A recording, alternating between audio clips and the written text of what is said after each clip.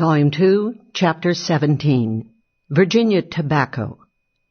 The tobacco planters of Virginia continued, in the 18th century, to get into periods of economic difficulty, and the secular trend was ominous. The price that planters had to pay for slaves rose with the increased demand for slaves on South Carolina rice and indigo plantations. Thus the common price of slaves rose from 30 pounds per head in 1741 to 46 pounds in 1750 to 58 pounds in the 1770s. Soil exhaustion also lowered the productivity of the tobacco plantations.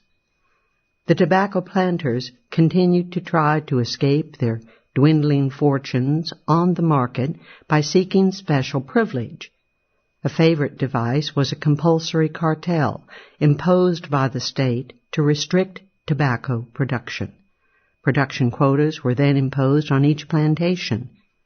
But these restrictions did not have the desired effect of raising the price of a commodity that was grown on an international market.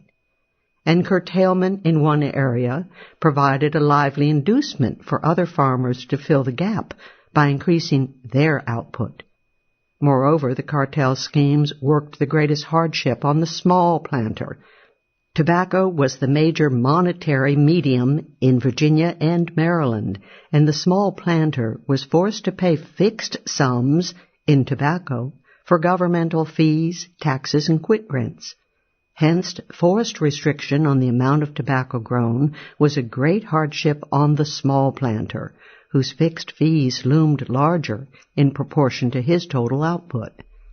Thus, a Virginia-Maryland tobacco cartel scheme in the late 1720s fell through because the small farmers of Maryland would not comply unless Lord Baltimore reduced the quantity of tobacco levied for quit rents.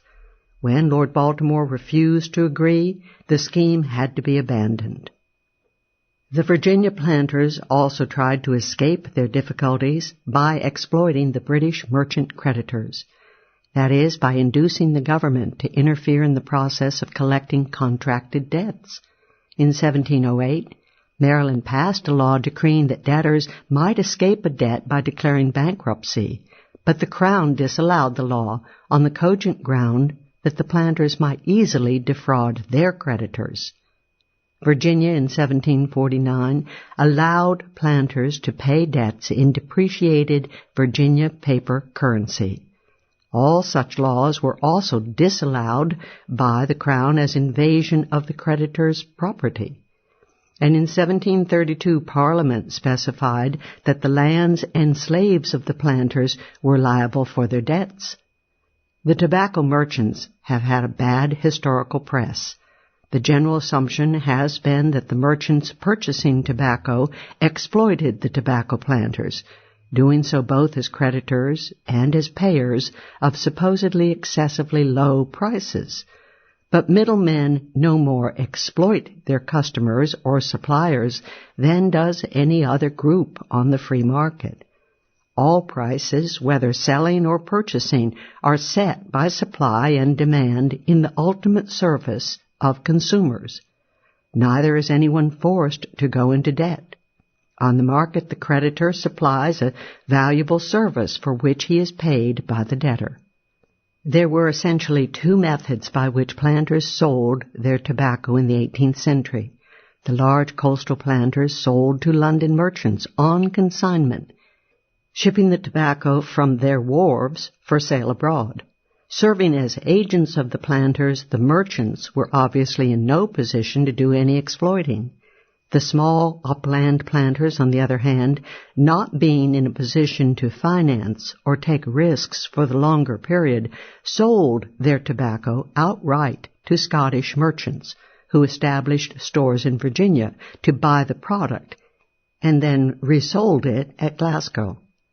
The Scottish merchants did try to form agreements to lower the prices they had to pay for tobacco, but even if they had succeeded, this would not have been exploitation, for they would then have been forced to be content with smaller amounts of tobacco.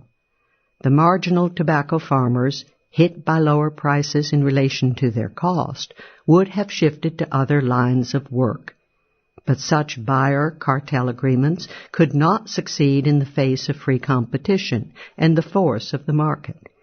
Thus, in 1770, an Alexandria merchant complained that there are too many purchasers pushing one another, and 3 years later protested that he only bid up the price of tobacco to meet competition. I am sorry to observe that a few wrong-headed men have it in their power to affect the price.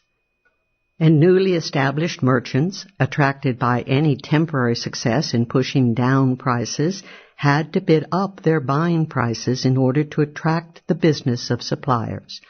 Thus, merchant factor James Robison reported gloomily in 1769 that the price of tobacco would be extravagantly high because of amounts offered by new merchants in Fredericksburg and Falmouth.